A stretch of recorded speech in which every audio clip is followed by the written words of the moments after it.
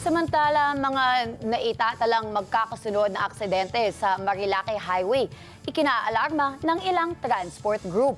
Si Erlo Bringa sa detalye ng balita. Erlo?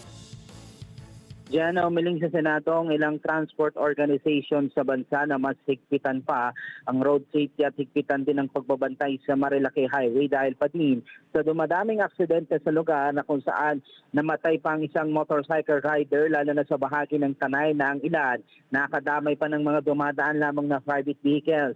Ayon kay National Public Transport Coalition, NPTC President Ariel Lim, mapailan na sila sa naging pagdinig ng Senate Public Services nitong nakaraan na palakasin ang panukalang batas ng Magna Carta of Commuters Bill at Philippine Transportation Security Bill.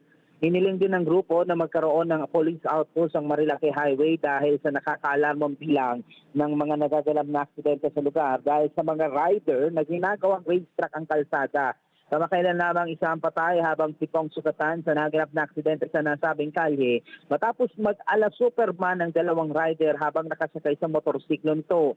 Kaya ang resulta, nawala ng kontrol sa kanilang manibela at tumilapo ang isa sa mga ito na ikinasawi kaagad-agad. Ayon sa Tanay Police, nagkarekluhan naman ang mga biktima at ang sugatan ng rider na nangakong sasagutin ang gastusin sa mga nasira at pagpapagamot ng mga nadama. Erlo Bringa, para sa mata ng Agila, matatag, matapang, matapat.